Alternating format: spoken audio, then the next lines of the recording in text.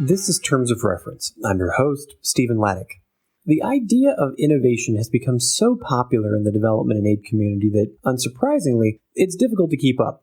There seems to be forums and conferences and blogs, and yes, even this podcast, that are putting information out there for your consumption to the point of overwhelm. And it can be difficult to cut through the noise to create a better understanding of what works, and more importantly, what doesn't, when it comes to better serving those in need. Luckily, there are also people out there like Alice Obrecht who are helping to curate some of the learning around innovation and make it accessible to everyone. In this 102nd episode of the Terms of Reference podcast, I speak with Alice about her work as a research fellow at the Secretariat for the Active Learning Network for Accountability and Performance, also lovingly known as ALNAP, where she's currently leading research on the themes of innovation and effectiveness. And as a part of this work, she also leads the ALNAP Secretariat's involvement in the World Humanitarian Summit process. This isn't, of course, Alice's first gig in our industry. Prior to joining ALNAP, she worked in policy research at several institutions focusing on capacity building of regional intergovernmental institutions, and as well as accountability practices and frameworks both in and outside the humanitarian aid sector. I spoke with Alice in London. Hello, Alice. Thank you so much for being on the Terms of Reference podcast today. Thank you, Stephen, for having me. Where do we find you sitting today? I am in a phone booth in our offices in London, UK. Which immediately in everybody's brain, they now have the image of you standing in this little red box. I know. I wish it was red. That would be lovely. It's a bit more of a white and kind of pea green color, but I can pretend. Well, I'm going to geek out as well because now I'm also thinking of you as Doctor Who or Doctor Who's assistant. But that's just me. I don't know if I deserve that honor, but yeah, I'll try to live up to it. You work for ALNAP. You are a researcher there, and you focus on innovations. Tell us a little bit about not only the organization you work for, but your specific sort of thread of work that you do every day. Sure. So ALNAP is quite a mouthful of an acronym. It stands for the Active Learning Network for Accountability and Performance. And we're a system-wide network or member-based organization that was set up in 1997, dedicated to improving the accountability and performance of humanitarian action, primarily by providing opportunities for learning amongst our membership and the broader system, as well as strengthening the humanitarian evidence base. So we do that across three main areas. One is to increase the quality of the evidence base for humanitarian action by improving the quality of evaluations. Second thing that we do is try to use that evidence base to provide system-wide analysis and monitoring. And so that's where we publish a regular State of the Humanitarian System report, which tries to track the progress and performance of the humanitarian system. And then finally, we try to make improvements from this analysis by looking at different key areas for progress. And as part of that work, we try to carry out original research as well as host communities of practice and learning events for our members around a range of different issues. And that's where my work on innovation comes in. So I'm a research fellow and I work on the topics of effectiveness as well as innovation. And my main piece of work around innovation has been over the past year and a half, this project that we've done in partnership with another horrible acronym, my apologies, ELRO, which stands for Enhancing Learning and Research for Humanitarian Assistance. So we've been working together on this project on innovation in the humanitarian sector. So when you say you've been working with ELRO, I love this ALNAP and ELRO. I'm gonna have a heyday with that. I'm trying to kind of harmonize or maybe minimize our acronyms. But yeah. What would the development in humanitarian space be without the acronym soup? I don't think anybody would be comfortable with that if that went away. Give us specifics about, so you guys got together, you said innovation is something important to look at. Try to narrow it down a little bit for me. And I know that you focused specifically on humanitarian aid and humanitarian action. So tell me what the humanitarian aid definition is, or how do you define innovation in humanitarian aid? So I think it's a trickier question than it seems. One of the key issues from our perspective was how do you actually distinguish innovation from normal programming? And I think this is a question that I've got when I've talked to people about this research. So what is innovation? How is it actually different from what we do anyway? And it turned out to be a really tricky question. When we were looking at the case studies, and we posed this question actually to a lot of the innovating project leaders that we spoke to ask, how has this project really been different from the other projects you've done? a couple of key things came out. The first thing was that you're doing something differently at a sector or system level. So it's about doing something that's different, not just for you or for your team or for your organization even. You're doing something that really no one has done in that sector of the humanitarian system or in the system at large. And so you really don't have previous evaluations or other people's experience or your own experience to help guide you. The second thing is that you're seeking improvement. Again, improvement that has the potential to improve things at sector or system level if it gets taken up and diffused. And third, because you're doing something different at the system or sector level, you are inherently doing an iterative process. So you have to make adaptations. In short, your theory of change is a lot more like Swiss cheese, I would say, than a block of cheddar, right? You really don't know whether this thing is going to be working, how it actually will work. This is something you're going to figure out as you go along. Now, it's been interesting for me to hear from some of our colleagues across the aisle. Here at ALNAP, we're based at the Overseas Development Institute, which is a think tank in the UK. And there's other teams at the ODI that work on development issues. And some of them have been looking at this approach of adaptive programming, which to me is starting to sound a bit like innovation. So I think it'll be interesting to see where this goes as maybe programming becomes a bit more innovative and innovation is still a bit like programming, whether or not these two merge. But for the time being, the way that we've tried to define innovation as separate from programming is that it's an iterative process that identifies, adjusts, and diffuses ideas for improving humanitarian action. So I think innovation as a topic, I think it's been better known and was more worked on the development side of the aid spectrum for many years, but it was largely, I would say, unknown or kind of ignored as a formal topic in the humanitarian aid sector up until 2009. That's not to say that innovation wasn't happening. There was a lot of, and we're trying to be really careful about how we put that in our research and in our publications on this. Innovation has always been part of the humanitarian sector. You could even think of the establishment of the International Red Cross Societies in the 19th century as an innovation. Well, and you could argue that in those situations, innovation is sometimes, that's necessity, right? Exactly. People are in these situations like, oh gosh, I have no house, must find shelter. Exactly. So it's kind of an inherent part of the humanitarian system. So it's certainly a road that, to borrow a metaphor, a road that humanitarians have traveled down before. But I think the issue there is that while it's good at producing individual innovations as an output or as a noun, the humanitarian sector isn't quite as good at innovation as an activity. So we were really lacking the kinds of best practices and focused attention that's needed to really build up the way in which innovation is done regularly as a core activity in the humanitarian system. And so in 2009, ALNAP looked at this issue and basically introduced the first major piece of work on innovation for humanitarians. And since then, what came out of that work was the establishment of the Humanitarian Innovation Fund. So this is a separate entity that seeks to support and provide funding for innovation processes in the humanitarian system.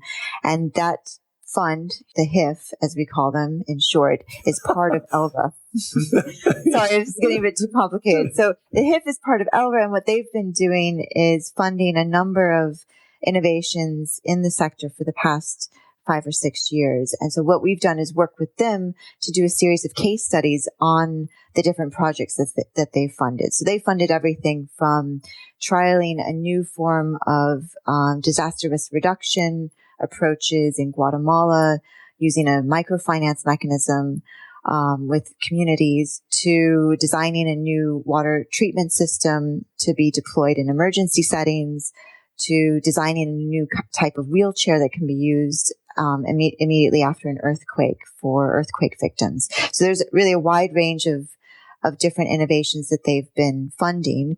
And one of our tasks in this research was to understand what are kinds of the common best practices that we could identify across those different projects. Now, are you finding in your research that it's your toughest job is whittling it down, or is your toughest job going out and finding, you've got these specific case studies from the HIF. Are those all that you concentrate on, or do you cast a broader net to also look at just any other innovation that's happening out there that might be worthy of mention? In this case, we focus on the HIF, but we've done 15 case studies. So we've done quite a few, and they're all very in-depth. And I won't bore you with the methodology, but we've used quite an intensive methodology to try and test what were identified in the literature as potential success factors. So what are the different things that innovating teams can do in order to have a successful innovation process? Now, it's kind of difficult. All of this research is difficult, and you're asking about challenges. I mean, one of the key challenges to kind of drilling down to concrete findings on this is that there's so much complexity, right? So to what degree do the findings that we see in the case of, the wheelchair being designed and implemented in Nepal, what are the things that worked in that process that are similar to what worked for OCHA when they tried to develop a very high-tech piece of software that could translate data between different organizations, right? These are very different gadgets, if you will, that are being designed and implemented. But what are the aspects to the process that we can kind of distill down and say, this is how you should approach innovation? So it's basically trying to figure out, is there a single kind of coherent practice that we can call innovation? So my next question is going to be, so have you distilled anything? Yeah, we have. So I think we have.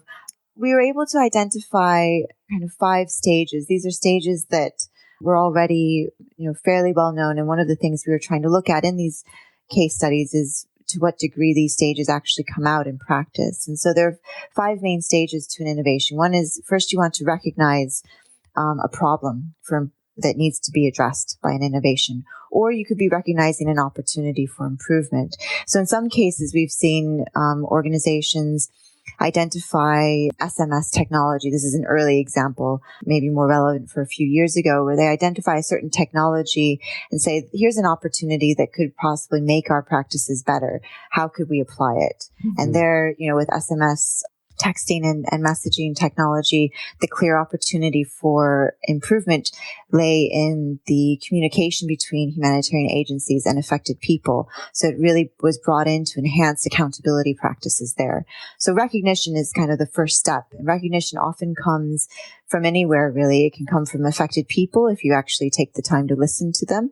It can also come from field workers and humanitarian staff who are probably, if you bought them a cup of coffee, they would be more than happy to give you a laundry list of problems that they see in humanitarian action that they think need to be addressed by innovation. Those kinds of problems and opportunities can come from a lot of places. The key challenge then is trying to find the momentum and trigger point, as we called it, for actually deciding, okay, this is a problem we're actually going to act on. This is something that we need to design something new for. So that moves us into the area of ideation, which is the creation and kind of brainstorming of new ideas to find solutions for that problem. And these are kind of at a broad level. You want to find what that big picture idea is going to be. Is it taking a technology that's used in developed countries, such as inclined plate settler technology, which is something we saw Oxfam doing with an academic partner, and then saying, how can we use this inclined plate technology to make a better water filtration, water treatment system in emergency settings? So it's taking these ideas, broad ideas at the beginning, and then building a process around how to develop that. So the next step that we saw a lot of these projects go into was development and implementation. So development first and then implementation. This involves trying to answer the questions, how can this solution work and does it work? So you're trying to figure out how your potential innovation is going to work, piloting it or testing it on the ground, and then sometimes in a lab setting, and then feeding that information back up into redesign. And then finally, the last stage that we witnessed in all of these case studies was diffusion. Although we weren't able, because of timing, to see a lot of diffusion processes fully unfold, because diffusion in the humanitarian system can take decades. And I'm sure that that's true in the development side of things as well. Well, so thanks for telling us about those different steps about how innovation rolls out. But what are the specific success factors that you guys have identified? So we've identified 7 different success factors. One of them is around collaborating with others. So obviously collaboration is really important for innovation. But one of the surprising things that we found in our research was the importance of having someone within a humanitarian agency who has the ability to translate across the different areas of knowledge that are necessary for developing that innovation. So this, a primary example of this lies in innovations that are relying on information technologies. So Save the Children UK was trying to develop a piece of software for providing consistent monitoring of malnutrition data in order to provide better analysis of supplementary feeding programs and how effective they were. So they developed this piece of software. They were working with a private sector IT company that was based in the United Kingdom. And one of the things that they found is that that company that was used to working with, clients in a first world country didn't have a great understanding of the humanitarian context or the special kind of software needs that a humanitarian field worker might have. So they really had to get someone involved who could translate between those two different kinds of communities of practice, really, the IT world and the humanitarian world. And so what Save the Children ended up doing is that programming team, the nutrition team, enlisted the IT department at Save the Children UK to help them communicate with the IT contractor and help them find ways to meet their end user needs. So that translation aspect of collaboration is really important. A second success factor we found was organizing a process. And here, one of the key elements is trying to have a really clear, broad structure in mind for your innovation process. So really identify what are the milestones you want to hit in your innovation process, but then building in as much flexibility as possible as you move from milestone to milestone. So we were trying to look at whether or not innovation is this just kind of crazy, creative, unmanageable kind of process that shouldn't be organized at all. And what we actually found was having dedicated space and kind of sprints or spurts for creativity is really important, but having an overall structure that actually guides you to a clear end is just as important for success. A third success factor we identified was engaging with end users and gatekeepers. And here, just to explain a bit on terminology, since the humanitarian system is not a private market, you really have to look at not just satisfying your quote unquote customer, right, your end user. You also have to look at who are the gatekeepers. So we called gatekeepers, those are the actors that can shape the incentives or shape the ability of end users to take up your innovation. An obvious gatekeeper is a donor, but it can also be a host government. If they don't support your innovation, then humanitarian agencies might not want to take it up, and certainly affected people who are citizens in that country might not have access to it. Another success factor we looked at was managing risk, which I think would be really interesting to talk about. Here we were looking at what kinds of risk management practices seem to be contributing to successful innovation. And there we found that remaining open and agile and responsive to risks as they arise was much more important than having a really comprehensive risk assessment at the outset of your process. Building a culture for innovation is really critical. It's kind of a mysterious factor, this kind of culture question. And I think it's one that we weren't able to crack entirely, but would be really interesting to look at in the future. How do you create that kind of environment where people feel like they can innovate? And there we found that some organizations find that having a kind of open and honest atmosphere where you can be really critical but also constructive was quite important. For others, it was more about having a lack of hierarchy within their organization that was quite critical. I really liked talking to a person from Danish demining group who commented on the Scandinavian nature of their organization and how that might have contributed to innovation because they were very non-hierarchical. And then finally, one of the key success factors we identified was the generation and the integration of evidence. So evidence is really, really important for successful innovation. It's how you communicate to the outside world that your innovation actually offers an improvement over status quo approaches.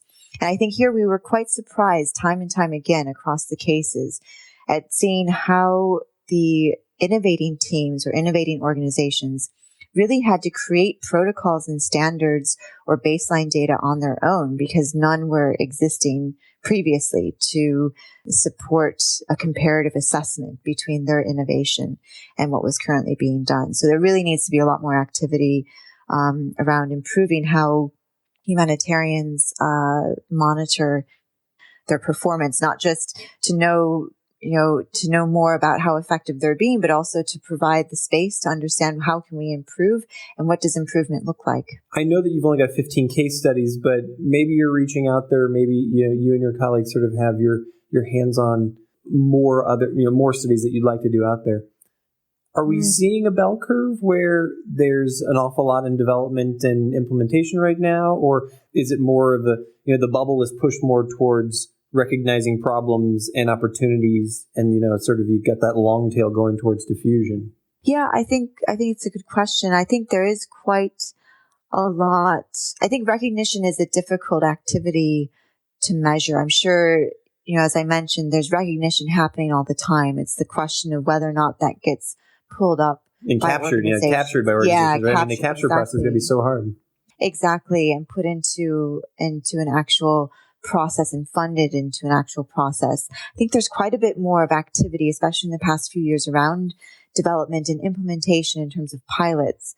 But what's been a common problem is this pilotitis. So you have a pilot, it either works or it doesn't work, but regardless, then nothing really happens after this pilot. And so you have an innovation that worked really well at the small scale, but the proper kind of planning and activities and funding haven't been put in place to really take it to scale at a broader level. I think that's really the puzzle that a lot of humanitarians, especially those who have been working on innovation now for a few years, are really trying to entangle. And it's a difficult one because diffusion, especially in the humanitarian space, it shares some similarities here with development. It's not a private market.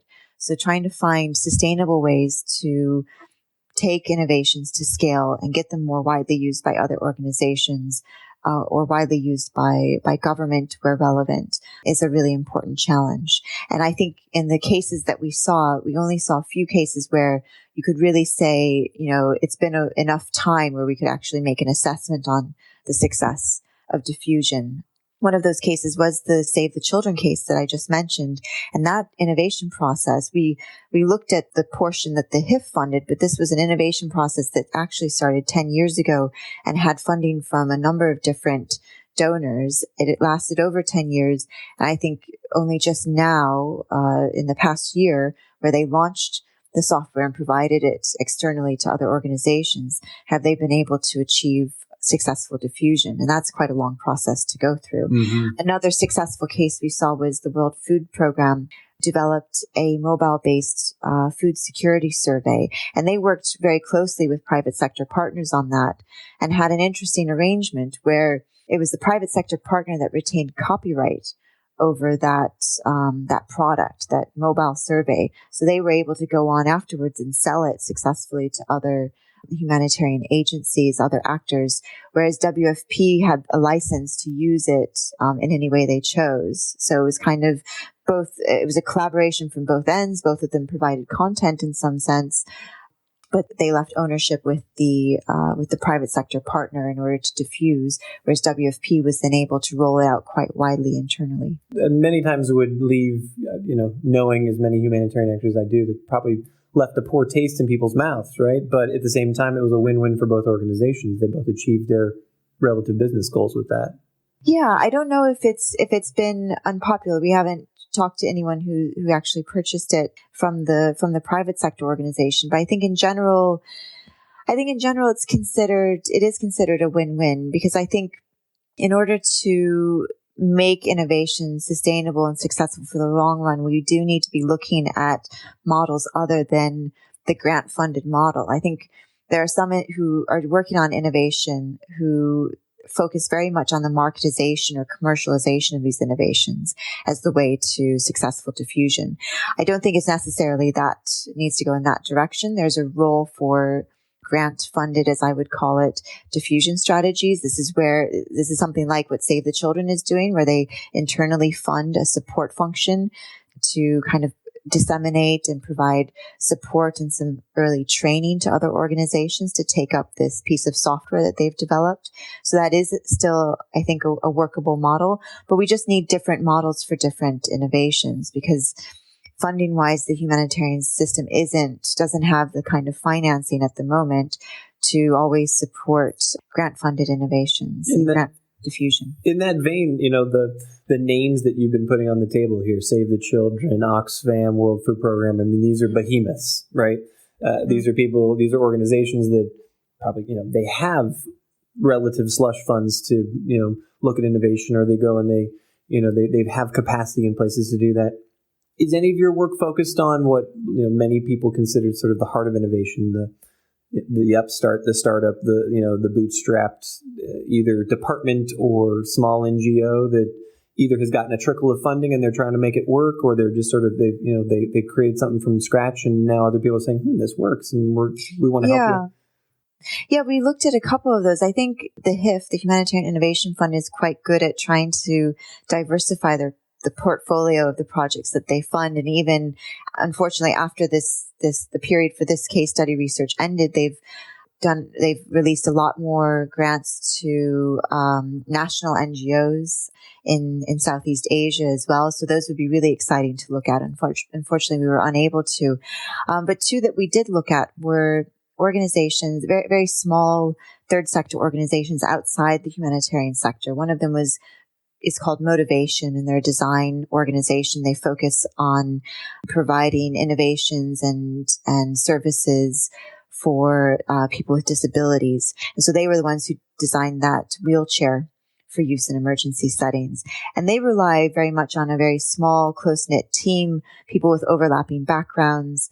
They have a really non-hierarchical structure, a kind of organizational culture built for innovation, really, which was really interesting to explore. They talked about having a no-blame environment, but also more than just removing the sticks. It's also about providing carrots. So they also gave a lot of credit to different people within the organization for contributions to an innovation process, which helped motivate staff, which we thought was quite interesting.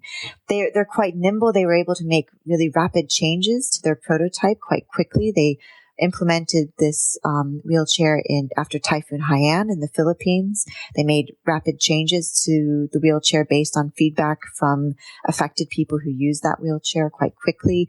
They then sent out a new batch, a new iteration for the Nepal earthquake. So they're able to be really quick on their feet. I think the downside for them, partly maybe because of size, but also partly because they're outside the traditional humanitarian players club, if you will, is trying to get that access to humanitarian agencies as purchasers of this wheelchair, and really trying to advocate for the need for humanitarian agencies to see, services for disabled people as an integral part of their response. So trying to build these wheelchairs into part of your normal kind of response package that gets flown out within 24 or 48 hours after an emergency. So that's one example. Another really good example, I think, is Words of Relief. So this was an innovation that was created by Translators Without Borders, who's traditionally a development player. They created, and incidentally, they've been on the Terms of Reference podcast. Oh, have they? Oh, great. Okay, then hopefully they've talked to you at length about their fantastic Words of Relief project, which was providing local language services to humanitarian agencies to help them communicate with affected people in local languages rather than in English and French.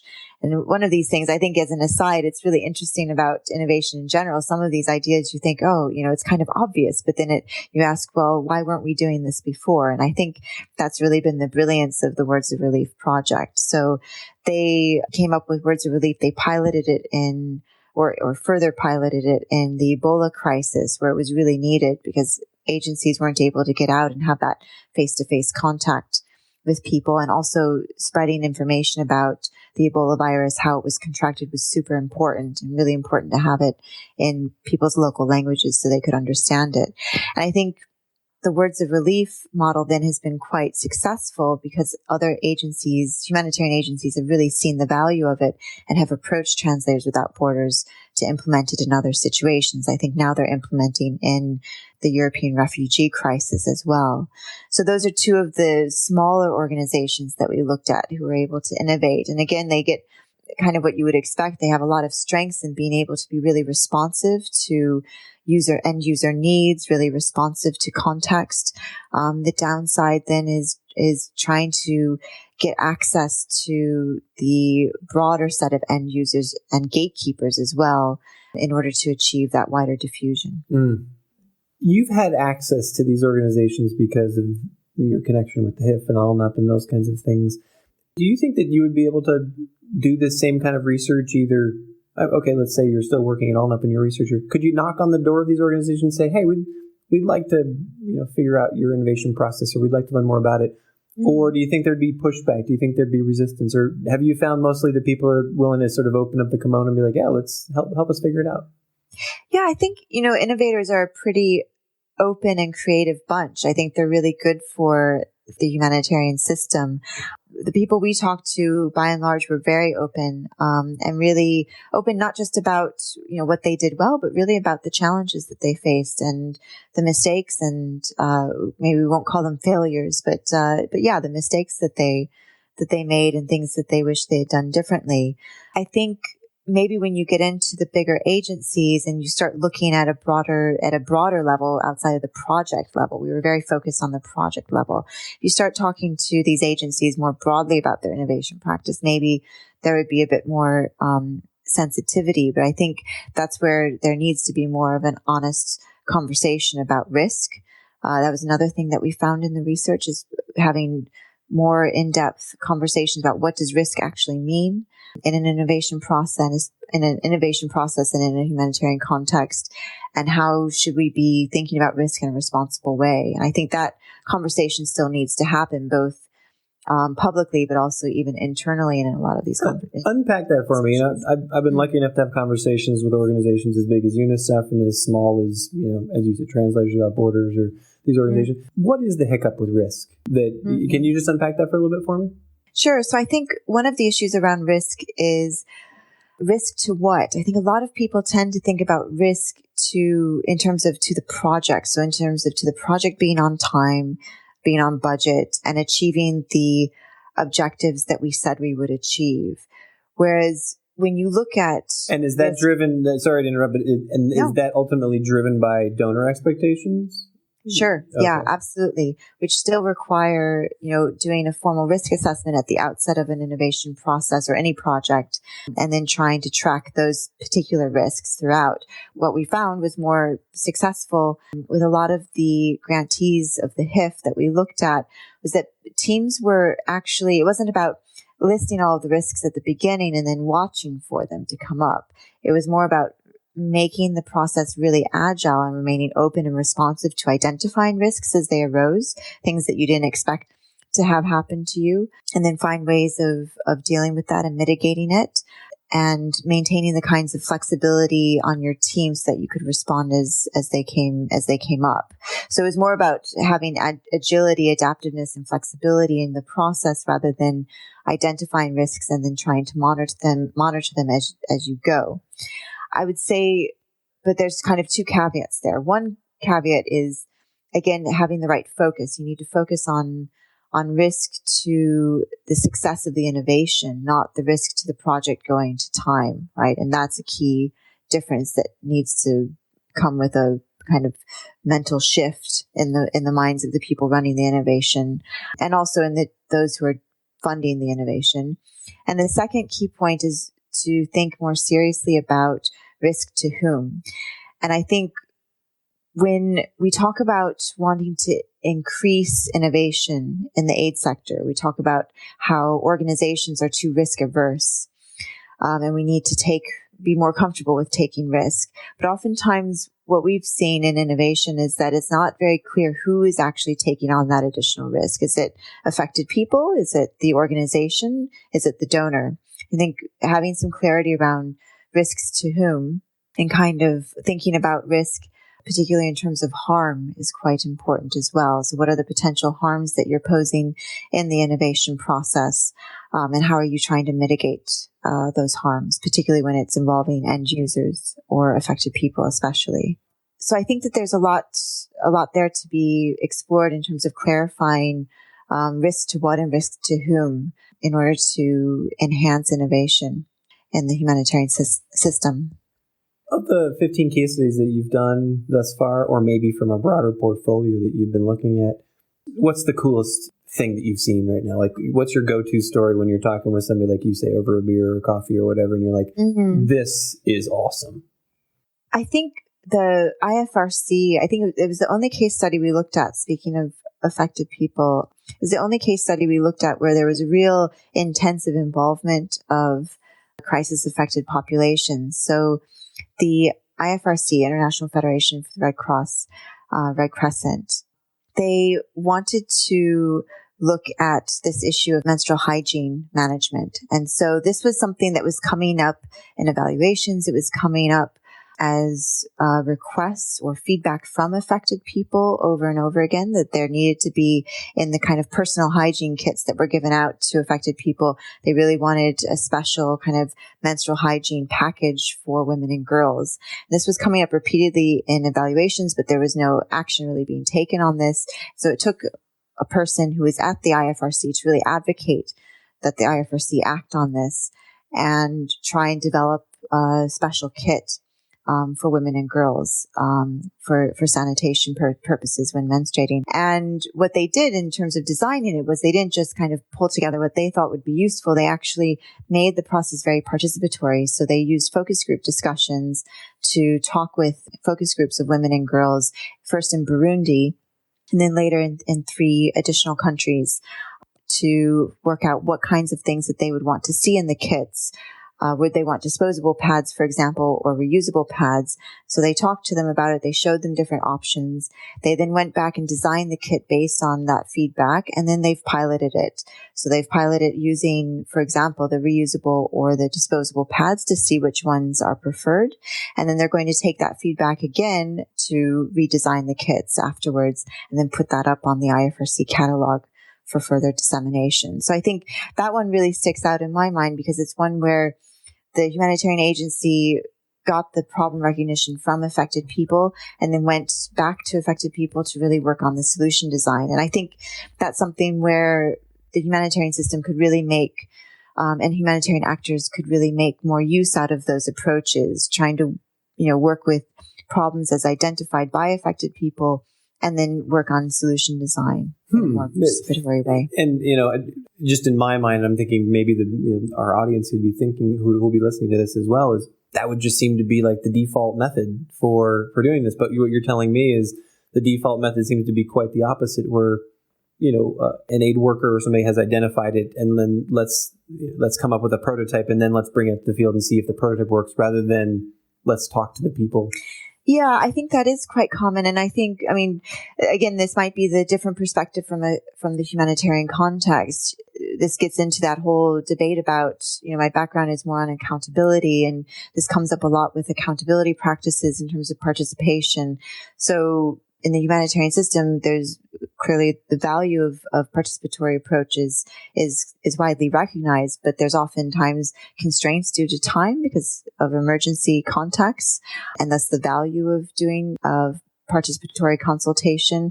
And then also the kind of political elements that can be brought in there that some humanitarian agencies are, quite reasonably a bit sensitive about, and trying to make sure that their aid and their interventions aren't politicized, and that's participation can be a very political process. But all of that said, I think that is an area of movement that many humanitarian actors are going towards. I think it's something that comes up in the Common Humanitarian Standards, which is the humanitarians' framework for accountability.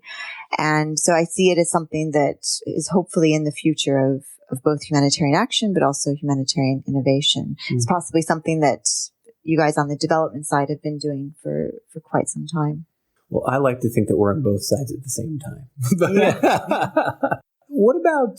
Is your sense of the humanitarian field that everyone has sort of an office of innovation, or at least an innovation officer, or somebody who is looking at this, or is this still cutting edge, kind of bleeding edge kind of stuff? Absolutely. I don't think there are a whole lot. There are some in the major agencies. You have innovation units and hubs, and I think I hear about a lot more of these being set up every week, it seems. So it is growing, but I think it's far from to just use an analogy, accountability, where it's common standard practice to have an accountability officer or liaison or someone it's built into the M&E position there. I think innovation isn't quite there yet. And I think that's actually kind of a good thing. It should be really thought out. This isn't something that is just you hire a single person to do. It has to be an organization-wide approach, thinking strategically about how do we embed innovative practices within our organization. Is it something we build into each program? Is it something that we set up a separate unit for? I think organizations are still trying different approaches, and it'll be interesting to see which ones are more effective. Now, this may be a potentially sensitive question, but we're in the humanitarian space. Let's talk about it. You're a researcher, you're not an implementer, but you are a woman. And have you found in your research that this space is dominated by dudes? I know, when I've been out there looking for people to be on the show, and, I'm lucky enough to be a practitioner in the space as well. There's a lot of dudes out there who they've got lots of gadgets and those kinds of things. Incidentally, I'm glad many of the stories you've talked about have been non-technology related, right? But is there a sense there that women are as much a part of this as guys, or what's your sense about it? Yeah, I think it's a really good question. And I mean, when you look at the managers on the humanitarian side, or if I think about the project leads and the projects that were part of these case studies, there is a good mix, if not, I think, a preference or a higher prevalence of women who are leading these innovations. In the case of that I was just discussing, the IFRC case, it was a woman who recognized the problem. And it's not just because it was menstrual health. I was just going to say, unsurprisingly so, but yeah, okay. Mm-hmm. Yeah, but, actually when we've also spoken to her afterwards, she's left in that position and gone somewhere else. And now her crusade is around, improving WASH approaches for children under 5, which she sees as a neglected issue. So I think it's more about being creative and thinking outside the box to see problems and then advocate for them. I think that in that sphere of things, there's a lot of female leadership. I think where there do tend to be more men is, as you're saying, it's around kind of the technical aspects, the IT and the design of tools, using tools in a broad sense. I'm really thinking of, the WASH sector, designing of kits. It tends to still be quite male dominated. And I think, another case that we've been looking at is a innovation by Danish Demining Group, where they're designing a digital platform for two-way communication with affected people or people affected by the crisis in eastern Ukraine. And again, that's come up as a question around, how kind of male dominated the demining community can be as well. Because of that background, it tends to be overlapping a lot with military personnel. And so it tends to be more male, and the kinds of perspectives that brings. So I think to some extent, yes, there is a lack of women in certain key areas on innovation, but I think I wouldn't say that innovation as a whole practice, when you look at all of the actors that are involved and that have to be involved for humanitarian innovation, that it's male dominated. I think there's still quite a strong sense of female leadership, at least not within the humanitarian side. Where do you go from here? Tell us about, where are you in the arc of completing this research of these case studies, and how we get a hold of them, first of all. But then, is this an ongoing practice for you within ALNAP? Is there going to be another series of case studies, or how does this go forward for you? So we're publishing the case studies. We've been publishing them over the past few months, and they're available on the ALNAP website. We are currently in the process of finalizing, including looking at really cool graphics, the synthesis report. So we've been synthesizing the findings from all of the case studies, and that synthesis report will be launched on the 21st of April. After that, we're planning to work a little bit with the HIF on some dissemination activities. We have to take our own advice and think about diffusion, and diffusion is really important. So we're going to be looking at repackaging some of the key findings, perhaps in some short videos, and also provide some support to the HIF on how to think about monitoring and evaluation from an innovation perspective, because it seems like there's still a lot of work that could be done to adapt monitoring and evaluation processes to make them more innovation friendly. So we'll be working on that. As someone who's been in the innovative field for 10 years, yes, please. Yes, please. Yeah. Absolutely. I'm going to coin my phrase once again. Stop evaluating, start performing. That's my new thing. Second to last question for you is there anyone, you've been doing this research, but you're somebody who's paid to be out there looking at these things. Is there anyone who's out there that you're really, really, excited about, or an innovation that you haven't talked about right now that you think is worthy of mention? You think that this organization is really, really out there, really hot? I don't think so. I'm sorry. I don't really know. I mean, I think that all of the cases that we looked at were really exciting. I think in terms of an organization, I guess I would say look at the Humanitarian Innovation Fund, because they are the premier funder of innovation practice in the humanitarian system. And I think that they've found a lot of really interesting and novel projects to support. And as I mentioned, the ones that they've been supporting even more recently, I think are looking even more at radical kinds of game-changing innovations. So it'd be helpful to look at what they're funding. The one question that I wanted to ask that I stumbled upon there was, I've heard you mention a couple of times, people who you were working with in the research and then they moved on to other positions, or, how this innovation process takes place. That's what we started our conversation with. Mm. Is it possible to build a career in this? I mean, is this something that people could be looking at and you're finding more and more people like, hey, I want to be the innovation person? Or is that still the program managers or the field officers or the whomever kind of just pick up the flag for a while and get something done and then move on to something else? I think so. In terms of the current practice or where it might be going? Yeah. Mm-hmm. Yeah, I think currently it does seem to be project managers who it doesn't seem right to say this, but I'm struggling to find another way to describe it. It's project managers or implementers who kind of fall into doing an innovation project because they've identified a problem that they really think needs to be addressed. The mother of invention, basically. Yeah, exactly. Rather than being a kind of gun for hire, innovator or innovator across different programming issues.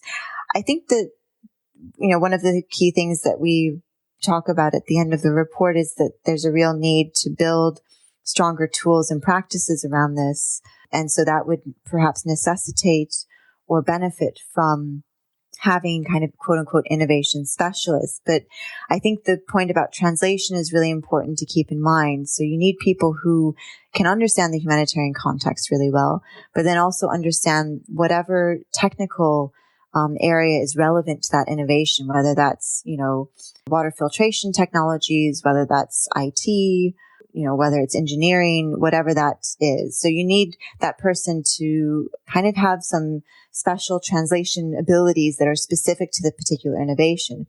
Beyond that, looking at the kinds of agile approaches to programming that have been used in the tech sector and trying to adapt those for humanitarian context, those could perhaps be developed and learned by, innovation specialists.